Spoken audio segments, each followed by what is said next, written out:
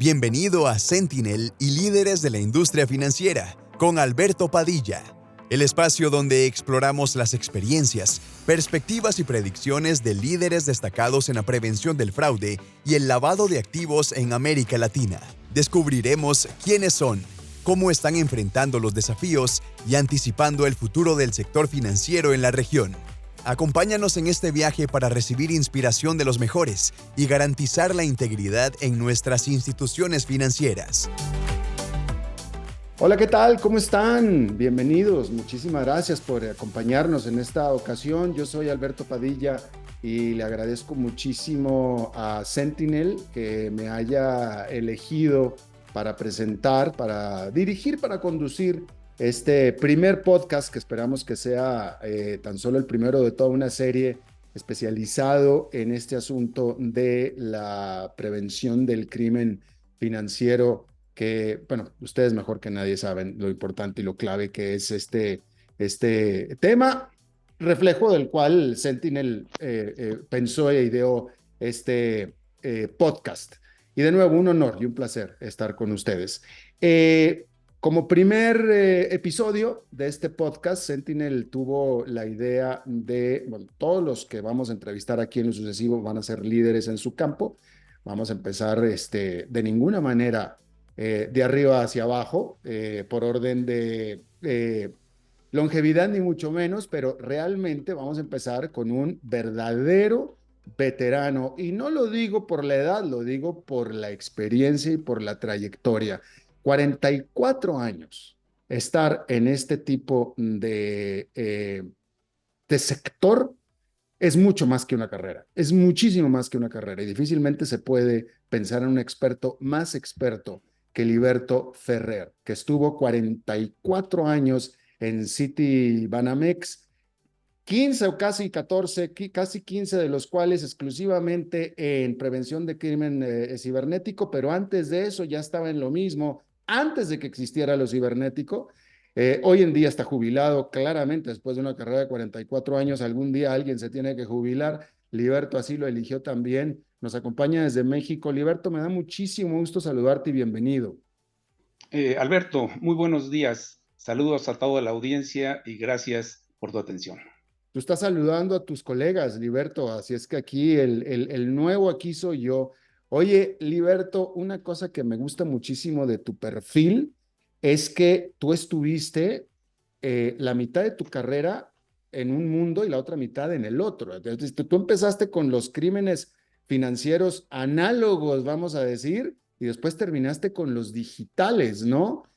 ¿Cuáles son tus reflexiones sobre lo que tú conociste al principio y lo que terminaste de ver cuando terminó tu carrera? Mira, si nos remontamos a los años 90, que fue cuando en México por lo menos tomó importancia la prevención de fraudes, el fraude era muy rústico, ¿no? Inclusive había tarjetas todavía sin banda magnética cuando se empezaban a hacer fraudes y se duplicaban tarjetas. Ya después vino la banda magnética y empezaron los grandes problemas con el famoso skimming o la clonación de tarjetas, que ese fue un problema muy grave y el principal problema durante mucho tiempo, ¿sale? Y el brinco fuerte para minimizar los fraudes con las tarjetas de crédito, también con las tarjetas de débito, fue la introducción del chip y PIN. Ese fue el parteaguas entre una época y la otra, ¿sale? Y también tecnológicamente, porque en sus orígenes, la tecnología, si le voy a llamar inteligencia artificial, es porque fueron redes neurales que venían aprendiendo comportamientos del fraude y comportamientos de los clientes para que en un sistema automatizado y teniendo analistas viendo transacciones y autorizando o denegando transacciones automáticamente, el sistema pudiera analizar todas las transacciones que pasaban por el sistema para ser autorizadas, ¿no? Entonces ahí nació la automatización de la prevención de fraudes. Y esa misma tecnología ha venido aprendiendo,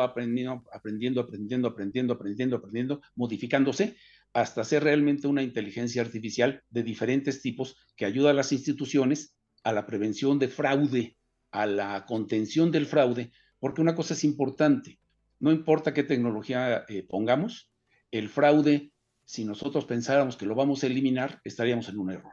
El fraude hay que contenerlo, hay que conocerlo, o sea, hay que detectarlo, ¿no? Pero entre más trabajo hagas de investigación, de tecnología, para atacarlo, ¿sale? Más podrás contener, porque una cosa muy importante en la contención del fraude es el servicio al cliente, ¿no? Por ¿Por qué? supuesto. Porque a nadie le gusta que le deneguen transacciones, ¿no? Claro, claro. Liberto, pero una pregunta, desde el punto de vista del periodista, de quien reporta este tipo de cosas, ¿es más sencillo o más seguido se ve la parte desde el lado del crimen en el sentido que mayor tecnología, mayores avances tecnológicos, mayor digitalización, mayor crimen y más fácil es hacer crimen? Pero yo te pregunto a ti que estás del otro lado, los mayores avances tecnológicos, digitalización y etcétera, también ayudan a prevenir más fácilmente el crimen también. O sea, queda claro que facilita el crimen, facilita la vigilancia y prevención del crimen. Por supuesto, sin la automatización de la prevención de fraude, usando diversos sistemas que hacen más fácil la detección de fraude o de posible fraude, voy a llamar, sería imposible analizar millones de transacciones que pasan por segundo por las instituciones, ¿vale? Humanamente no lo puedes hacer. Entonces los sistemas tratan de ser lo más asertivo posibles, analizando los comportamientos del cliente, los comportamientos del fraude y el tipo de producto que se trata, ¿vale? Si se trata de una tarjeta de crédito con chip and PIN, que se migró totalmente, casi su totalidad, a tarjeta no presente, lo que es el comercio electrónico, ¿sí? Una vez que el chip and PIN se va instalando en las tarjetas y en los bancos y en las infraestructuras, porque tomó como 20 años implementar esta tecnología, el fraude va migrando. Entonces tienes que ir adaptando las tecnologías para poder luchar contra ello.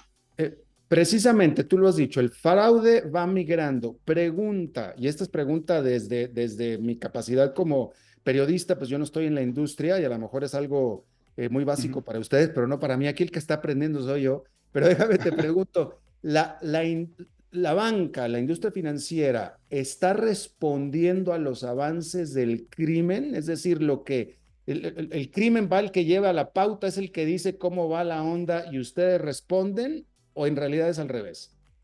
Lo que pasa es un poquito ambiguo, ¿no? Un poquito ambiguo. Tú tienes razón que el crimen está innovando y está encontrando huecos por los cuales atacar a las instituciones para hacer fraude. Usa mucho, por ejemplo, a los propios clientes, ¿no? Usa mucho a los clientes.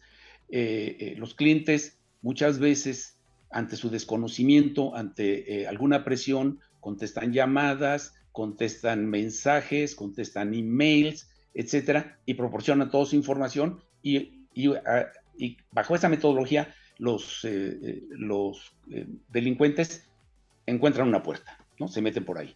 O hackean, ¿no? Los hackers, ¿no? Se meten y hackean información y obtienen información. Pero lo que es cierto es que las instituciones cada vez se han fortalecido mucho más, mucho más, para la detección de fraudes. Y Sentinel es un ejemplo de ello, ¿no? Sentinel, de su versión 1 a su versión actual, ha progresado inmensamente, ¿no? Igual que como el fraude va avanzando, va teniendo diferentes facetas, diferentes caras, las instituciones se van adaptando y siempre tienes que ir viendo y tapando hoyos que van apareciendo. De eso no hay duda. El crimen no para, ¿no? Liberto, pero déjame te pregunto, a mí me queda claro la motivación del criminal, porque ¿por qué voy a romper yo la ley? Pues por la promesa de gran plata, desde mi punto de vista, una gran plata, de hacerme, no sé si rico, pero rico para mí, de ganar mucha plata, y por eso voy a poner en riesgo mi propia libertad, porque me voy a hacer rico. Me parece que es una motivación muy clara la del criminal, ¿no?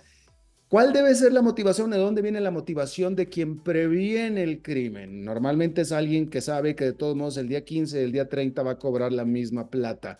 ¿De dónde viene la motivación? Una, porque es tu obligación, porque estás trabajando para una institución que te paga para hacerlo, ¿no? Dos, déjame contarte un par de anécdotas. Una, y pasaba en todos los países, que no había leyes antifraude como tales. Entonces, nosotros preveíamos fraude, teníamos el área de investigaciones, lográbamos apresar delincuentes, llegaban ante el Ministerio Público y a las 2 horas ya estaban libres. ¿Por qué? Porque no existía una regulación, no existían las leyes y los jueces tenían un desconocimiento total, o sea, de lo que era el fraude. Imagínate presentarle a un juez un delincuente diciéndole, oiga, es que este copió la banda magnética de 10 tarjetas. El fiscal se quedaba o el juez se quedaba, ¿y eso qué es? Demuéstramelo, ¿no? Ya que les demostrábamos, no, según nosotros, pues él se iba a las leyes, decía, pues no hay leyes contra copia de tarjeta, por ejemplo, o por portación de tarjetas robadas, claro, o por interferir en un cajero automático. O sea, entonces, ni siquiera existía el riesgo para el criminal de ir a la cárcel o que lo castigaran. No, ellos se reían de nosotros, o sea, aunque no era un fin el atrapar a los delincuentes, no era un fin, era una consecuencia de las áreas de investigación tratando de que los delincuentes supieran que estaban siendo vigilados, ¿no? Con el tiempo cambió, a mí me tocó ir a la Cámara de Diputados junto con unos diputados de ciertos partidos que nos acompañaron e hicimos las primeras leyes en México, ¿no? Hubo 2 fases. La primera ley no la declararon como delito grave y la segunda ley ya la declararon como delito grave, ¿no? 8 años de cárcel mínimo y se duplicaba si los implicados en el delito eran empleados de la institución, ¿no? Entonces, ese fue también un buen punto de partida en el tiempo para poder tener un poquito más de herramientas. Y las áreas de especialización, que es un punto clave en las instituciones, se vinieron formando de la nada a lo que hay hoy, ¿no? ¿Por qué? Porque nosotros mismos teníamos que formar a nuestra gente, ¿sí? Y hoy sigue lo mismo, seguimos formando a nuestra gente ya con ayuda de los proveedores como SmartSoft, con ayuda de Visa, con ayuda de Mastercard, de instituciones privadas que te contratan para dar tus seminarios y capacitaciones, ¿no? Liberto, cuando hablas de formar a tu propia gente, ¿quieres decir que la gente, las personas, los profesionales que están en el área de prevención de crimen financiero, no vienen preparados o con la preparación necesaria desde las universidades? No, no existe eso, ¿no? Tú puedes encontrar en las áreas de prevención de fraudes de las diferentes instituciones de todas las carreras. Nómbrame, ingenieros de todo tipo, arquitectos. O sea, no tiene que ser un programador No, todo esto es cuestión de que tengas en la cabeza una lógica, ¿sale? Una lógica para poder hacer estrategias de prevención de fraude, una vez que lo aprendes, ¿no? Mencionaste arquitectos y otras cosas, ¿es literal? Literal. Ahora, tienes que tener especialistas dentro de tus organizaciones que sean capaces, y ahí sí, ¿sale? Matemáticos o actuarios capaces de analizar la información que tienes, que es muchísima información, que es de donde emanan las estrategias de la prevención de fraudes. Porque los sistemas se basan en las estrategias que tú defines para defenderte del fraude. Entonces formas especialistas y contratas especialistas. Entiendo por tanto que se trata de una cosa multidisciplinaria, ¿no? Pero déjame te pregunto, ¿hay precedente de alguna institución educativa en el mundo que tenga una carrera específica de prevención de crimen financiero? Yo no lo conozco. ¿Se necesitaría? Yo creo que sería un buen parteaguas el poder tener una especialización en crimen financiero, ¿no? Crimen financiero, el hacerlo, ¿no? ¿Por qué? Te repito, porque en todo, sin excepción. Le contaba yo a Oscar hace un momento que en los congresos o en las reuniones te encuentras a la misma gente, o me encuentro a la misma gente de hace 20 o 30 años. Esto es como los congresos médicos, ¿no? Me imagino que los congresos médicos de cardiología van los Por, mismos cardiólogos toda la por vida eso, y se encuentran en por todas eso todo el partes mundo del te mundo, conoce, ¿no? Liberto. Entonces, la misma gente que fuimos formando profesionales en prevención de fraudes, inclusive la gran mayoría empiezan a navegar en diferentes instituciones, ¿no? Somos exportadores muchos a otras instituciones, ¿no? Entonces yo, en mi caso, de mi personal, salieron varias gentes que hoy son líderes, directores en otras instituciones diferentes en la prevención de fraudes o participan en organizaciones de ese tipo, ¿no? Entonces es más o menos así como se mueve Sí, el pues personal, ¿no? es un gremio casi, ¿no? Así es. Oye, Liberto, una pregunta. Tú que trabajaste en una empresa multinacional, yo, pues yo soy multinacional porque he vivido en varios países y tengo por tanto, la característica de tener cuentas bancarias tanto en Estados Unidos como en varios países de América Latina por necesidad. Y yo quería preguntarte a ti, tú que estuviste en una empresa multinacional, ¿cuál es la diferencia en la incidencia del crimen financiero en Estados Unidos sobre, en tu caso, México o Latinoamérica? Y te pregunto porque yo, como cliente de un banco estadounidense, a la hora de accesar a mi cuenta en el Banco de Estados Unidos, el acceso es muy sencillo, no me piden mucha seguridad. En los bancos latinoamericanos me piden una serie de chequeos y doble chequeos y volver a checar, que me hace pensar de pronto, oye, ¿qué será que en América Latina somos mucho más ladrones que en Estados Unidos? ¿O qué? Eh, eh, yo creo que somos iguales, ¿no? Ujú. En todos lados. Simplemente yo creo que la cultura latinoamericana en general, y voy a hablar en general, nos hemos desarrollado con muchas precauciones y con muchos miedos, vamos a decirlo Déjame te lo de pregunto, esa manera, ¿no? déjame te lo pregunto de esta manera, Liberto. ¿Son más susceptibles o más, pierden más las instituciones financieras latinoamericanas para el concepto de fraude que las estadounidenses? Mira, el fraude se mide en general en puntos base, Ujú. ¿sale? En puntos base. Y esos puntos bases te lleva a un monto de pérdida, ¿no? No es lo mismo, vamos a presuponer que un banco pequeño que su volumen de ventas es de 100 y tiene 5 puntos bases, bueno, pues pierde 5 centavos por cada 100, ¿no? Pero te vas a una institución grande que de miles de millones, esos 5 puntos base, o sea, son millones de dólares o millones de pesos, ¿sale? Entonces, por eso no se mide en pérdidas financieras reales, Mm.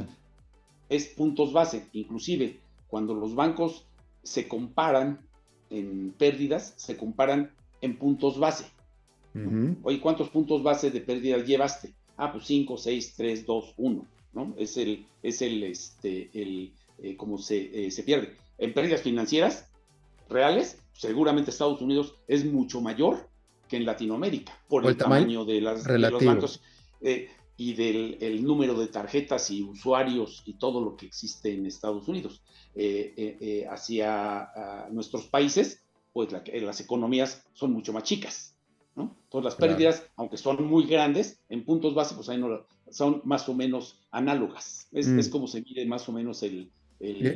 el fraude. Y las tecnologías son universales, ¿no? Yo creo que no hay Pues, banco ahorita, grande o chico, que no tenga una infraestructura tanto tecnológica y humana para la prevención de fraudes, ¿no? eso te iba a preguntar precisamente. ¿Qué te parece, de nuevo, tú que estuviste con tus colegas de Citi de Estados Unidos y tú en Latinoamérica, qué te parece el nivel de preparación del experto, del técnico latinoamericano en contra del de Estados Unidos? Yo te diría que no hay grandes diferencias. Te voy a decir por qué. Porque todos estamos bajo la misma sombrilla, ¿sale? Hay una cosa que se llama los mínimos estándares. Y todo esto que te cuento se vino desarrollando durante el tiempo, ¿no? Y mucho con ayuda de las marcas, ¿no? De desarrollar mínimos estándares que todas las instituciones deberían seguir, ¿sale? Para la prevención de fraudes, ¿no? Ejemplo, Visa y Mastercard, ellos saben cuántas pérdidas tienen todos sus asociados en el mundo y los comparan, ¿no? Y hacen auditorías, ¿sale? Para estar seguros que los productos tienen y operan bajo los mínimos estándares que se han establecido. Entonces, no hay banco que no tenga sus reglas operativas y sus mínimos estándares, tanto operativos como tecnológicos, para operar, en este caso, tarjetas de crédito, ¿no? Que eso es el medio masivo mundial de aceptación de medios de pago, con las tarjetas de débito, con sus limitantes en el mundo, ¿no? Pero la tarjeta de crédito, por naturaleza, es la que opera globalmente porque no tiene horario, ¿no? Al ser un medio de pago internacional, aunque tu centro de operaciones y de detección de fraudes esté en México, pues tus tarjetavientes puedan andar en Asia o en Europa o en África operando, y somos unas organizaciones que operamos 24 horas al día, 365 días al año. Claro. Oye, Liberto, ¿quién es hoy? ¿Qué perfil es hoy la principal amenaza de una institución financiera en Latinoamérica? ¿Es un ente extranjero en Corea del Norte o en Rusia? ¿Es un chico nerd, geek de 14 años en la computadora de su casa? ¿Es un call center desde un centro penitenciario o es alguien interno en la propia institución? ¿O qué es? Yo creo que es una mezcla de todo lo que tú acabas de decir, pero sus objetivos son diferentes. Un hacker ruso, ¿sale? No le interesa ir por las tarjetas de crédito, él va por otras cosas, ¿no? O sea, un hacker internacional va por otras cosas. Hoy el hackeo de cuentas en los bancos ya no le sirve, porque toda la información en los bancos está encriptada, está enmascarada. ¿Sale? No le sirve, o sea, ya extraer eso. A no ser, ¿sale? Que haya operadores, como sucede, ¿vale? Que guardan la información de las tarjetas en claro y entonces son a los que atacan, a los comercios o a los grandes comercios de comercio electrónico, ¿vale? Donde los usuarios van y compran y dejan sus datos, ¿sale? Y datos de la tarjeta, datos personales o los datos que pida este comercio electrónico, y ellos son a los que han atacado. Seguramente has oído tú que atacaron a la empresa A y sustrajeron 10 millones de datos de tarjetas, o que extrajeron 5 millones de datos de tarjetas para tratar de ¿qué? De hacer compras, porque no pueden hacer otra cosa más que compras en comercio electrónico, ¿no? Eso es lo que hacen, ¿no? Y hoy el robo de tarjeta, que era un modus operandi del ratón de calle, del ratero de calle, ¿sale? Pues ya no le sirve, ya no le sirve porque no va a tener ni el chip ni tiene el PIN, ¿sale? Pero sí existe en nuestros países el secuestro express, ¿no? Donde vas, te intercepta un pillo o una banda de pillos, te secuestra en tu coche o en un cajero automático y se lleva tus tarjetas y te pide todos los datos para poder usarlas, ¿no? Y ya que no las usa, pues ya te suelta y adiós, ahí nos vemos, ¿no? Y todo lo que decías de las cárceles, sí. Lo que hacen en las cárceles son llamadas de defraudadores. Al ¿no? cliente. De diferente tipo, ¿no? De diferente tipo, ¿no? Y desgraciadamente es muy difícil, y nosotros, te cuento, desde hace 30 años o más, que andamos educando a los clientes y educando a los clientes y educando a los clientes, educando a los clientes, y cada vez hay mucho más cultura antifraude, de no contestar teléfonos que no conoces, no contestes mensajes que no tienen, no le hagas clic a links que no conoces, etcétera, etcétera, etcétera, ¿no? Oye, Liberto, ¿qué tan, yo sé que existe porque yo lo he visto, existe, pero qué tan pernicioso, qué tan presente es el crimen con alguien desde adentro de la institución y qué tan fácil es detectarlo para la institución? Nosotros le llamamos fraude interno, ¿no? Fraude interno.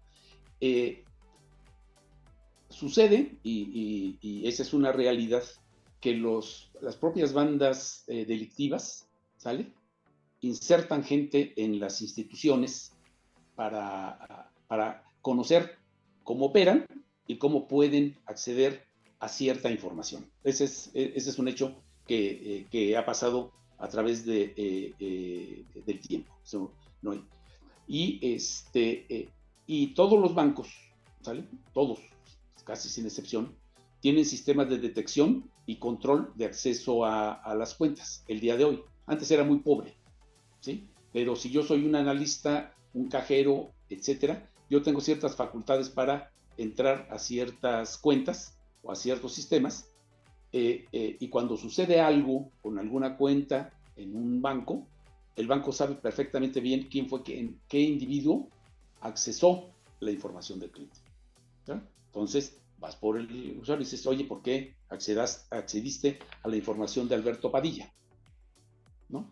Entonces ahí empieza una serie de investigación. Pero el fraude interno como tal es el menor problema dentro de toda la gama de fraudes normalmente. Ya, interesante. Oye, Heriberto, dime una cosa. Después de 44 años trabajando para una misma empresa, en una misma rama, y que te estoy viendo que te ves súper joven y súper fuerte y súper despierto y súper energético. Cumpliré 75 años este fin de año. Wow. ¿A qué se dedica? ¿Cuál es la vida de alguien como tú después de 44 años dedicándose a una misma cosa en la misma empresa? Bueno, fíjate que yo tuve la fortuna de tener mucha gente conocida, muchos amigos, muchos colegas que me han invitado a participar después de mi carrera en la banca, en una institución que quiero mucho, a Banamex, a la cual le debo mucho, le debo toda mi carrera profesional. Yo siempre he estado muy agradecido con ellos. Inclusive, yo dejo Banamex después de 44 años y ahí empiezo una carrera extrabanco que sigue hasta el día de hoy en diferentes facetas, en diferentes tareas, O sea, ¿sale? Principalmente como consultor. Extra Banamex, pero está súper metido en la industria. Sí, metido en la industria, sí, metido en la industria. Yo sigo al día de hoy asesorando y consultando, haciendo consultorías para empresas de medios de pago. Sí. O sea, siempre hay que hacer algo, Alberto. No, oye, hacer algo, una cosa es hacer algo y otra cosa es seguir trabajando. Tú sigues trabajando tú sigues siendo empleado, sigues activo a los 75 años. He procurado ser. O sea, tú no activo. haces algo. Yo juego golf, yo hago algo. No, yo juego tenis. ¿Ves? Te digo. Yo juego tenis. O sea, tú estás tiempo completo, tú estás a toda máquina. Estoy a toda máquina, sí. Afortunadamente, todavía la cabeza y el cuerpo me dan para seguir con mi vida familiar muy fuerte, con mis nietas que ya son adultas, ya las universidades, mis hijas, yo tengo 2 hijas, estar con ellas, yo las veo todas las semanas, juego tenis todas las semanas con un grupo de amigos que tengo, juego dominó en la cantina con otro grupo de amigos que tengo. Y físicamente se te ve que no tienes para cuándo. ¿Tú tienes un objetivo en el que tú vas a decir, ya, ahora sí, ya no? Pues yo creo que es como cuando la novia te dice, ya está aquí, ¿no? Entonces, pues ya llegará el día que alguien me diga, ya, o no me llame nadie para decirme, oye, échame una mano en este proyecto que traigo, ¿no? Que es a lo que estoy dedicado. Pero amigos conocidos que me llaman y me dicen, oye, estoy haciendo este proyecto, ayúdame a consolidarlo y a ver cómo le hacemos, ¿no? Yo creo que la decisión va a venir de tu lado, porque tú te ves demasiado bien, así como estás, todo el mundo te va a estar llamando, pues ¿y por qué no? Si sigues súper activo y súper actual. Yo creo que es medio de vida, ¿no? Que tienes que estar activo, si no te mueres, ¿no? Llega el día que se acaba el switch. De todos modos uno se muere, ¿no? No, sí, pero oye, yo creo que si no mantienes la cabeza activa en diferentes formas, y yo siempre digo, no, es gente que dice, no, es que hay que leer mucho y luego hay que hacer esto. Le digo, sí, pero si yo me levanto y no tengo una ocupación diferente a la vida normal, a la vida real, siento que no estoy haciendo nada productivo, ¿no? Entonces yo sigo pensando cómo ayudar a la gente que me invita a colaborar con ellos, a sus reuniones, con sus clientes, ver cómo mejoramos, cómo hacemos, pero eso no deja al lado mi vida familiar, y mi vida personal, y mi deporte, y mi dominó en la cantina, con mis amigos, etcétera, ¿no? De todo, o sea, hay que hacer algo todos los días, así como tú todos los días tienes tu rutina, seguramente vas y juegas golf, luego preparas tu programa, tienes tu vida familiar, tu vida de fin de semana, etcétera, etcétera, ¿no? Entonces, un objetivo que yo me puse en la vida fue que la palabra jubilación no existía para mí. Liberto, y tú que estuviste ahí 44 años, como lo establecimos, y que lo viste todo, tú viste el antes, el durante, el después. Y ahora que todavía sigues inserto en esta industria, ¿te atreverías a decir qué es lo que viene en 5 años, qué es lo que viene en 10, qué es lo que viene en 15? Tomando en cuenta que me imagino que los últimos años fueron mucho más acelerados y precipitados que los primeros. Fíjate que si yo tuviera una bola de cristal, así como lo dices, aseguraría mi trabajo por los siguientes 5, 10 y 15 años. Sí, ¿verdad? Lo cual no es cierto. No, Pero sí, pero no puedo pensar, claro, la pregunta es así como que demasiado, pero no puedo pensar en nadie mejor que tú para poder yo contestarla en lo base a tu que, experiencia. lo que yo siempre digo es que el fraude se comporta como la materia, ¿no? No desaparece, simplemente se transforma, ¿no? Y se transforma a veces de formas muy raras e inesperadas, ¿no? Y es por eso que cuando tienes una organización o estás obligado a tener una organización totalmente especializada y capacitada para la detección, análisis y contención del fraude, más pronto, ¿sabes?, puedes disminuir las pérdidas y molestias para los usuarios, ¿no? Pérdidas para los bancos y molestias para los usuarios que siempre se ven inmiscuidos en esto. Pero, ¿qué ven en el futuro? Santa inteligencia artificial, ¿no? Eso. Santa inteligencia artificial que tanto está ayudando, porque ya hoy, yo creo que los sistemas de prevención de fraude fueron de los primeros en usar cierta inteligencia artificial, ¿no? Fueron los primeros en crear modelos de comportamiento usando, déjame llamarlo, inteligencia artificial, que no tiene nada que ver con lo que hoy es la inteligencia artificial. Definitivamente. Y esta inteligencia artificial, que no es propietaria ni de los buenos ni de los malos, sino es una inteligencia abierta, no regulada, hoy lo sabemos, ya está impersonando artistas, está impersonando personajes como tú, ¿no? Y está siendo usada para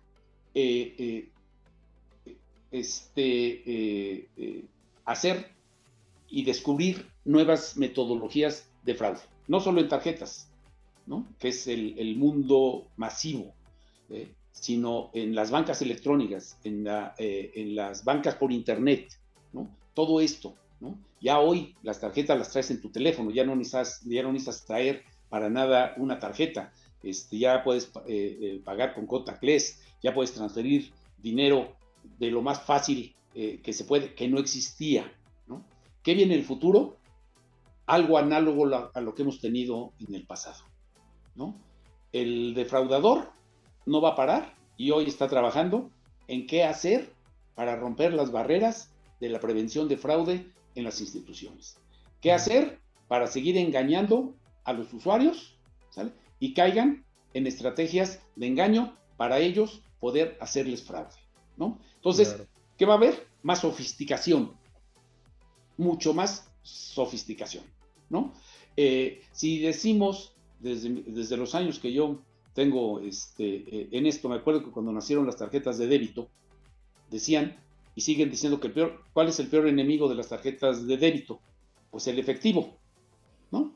Y todas las instituciones siguen luchando porque las tarjetas de crédito sustituyan al efectivo, pero el efectivo es el mayor número de pago en el mundo, sigue siendo el medio de pago por excelencia. Yo creo que los medios de pago electrónico van a seguir comiendo parte del pastel que hoy tiene el efectivo. Eso no hay duda, ¿no? Claro, y claro. los hackers y los defraudadores no van a parar. Seguirán desarrollando e ideando nuevas formas de fraude. Y por lo tanto, repito, las instituciones financieras deberán estar y seguirán estando preparadas para contener el fraude y detectarlo lo más pronto posible. Y sin tecnología y organizaciones especializadas, no se puede. No se puede. Entonces, todas tienen que estar preparadas en eso. Y yo creo que la mayoría está consciente de eso, que somos los humanos los que hacemos todo esto, no son las máquinas las que hacen el fraude, somos los humanos, ¿sale? Usando la tecnología para el bien y para el mal, ¿no? Entonces hay que estar muy atentos, Alberto. Esto no para ni va a parar, ¿no? Será más sofisticado. Claro. Liberto Ferrer, más de 50 años dedicado a estos asuntos. Te lo digo sinceramente, te agradezco y fue un honor me hayas dado la oportunidad de entrevistarte a ti. No, hombre, Alberto, el agradecido soy yo, poder haber conversado contigo y con toda la audiencia de amigos que seguramente muchos de ellos nos conocemos y que nos volveremos a encontrar en este camino. Muchísimas gracias, te lo agradezco mucho a ti y a Sentinel y SmartSoft por la invitación. Nos vemos pronto. Gracias. Y sí, efectivamente, gracias a Sentinel que nos dio la oportunidad de conocernos, Liberto y yo, y de ofrecerles a ustedes este podcast con esta información que espero les haya sido de interés. Les agradezco muchísimo que nos haya acompañado. Nos estamos viendo en la próxima. Que la pasen muy bien. Hasta luego.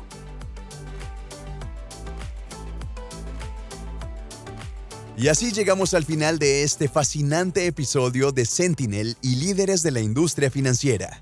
Esperamos que hayas disfrutado tanto como nosotros de las conversaciones con nuestros selectos invitados y Alberto Padilla sobre la prevención del crimen financiero. Recuerda suscribirte a nuestro canal. Nos vemos en el próximo episodio para más diálogos con personajes y gestores de cambio, líderes en sus respectivos campos, que nos motiven y apoyen a garantizar la integridad en nuestras instituciones financieras. Hasta pronto.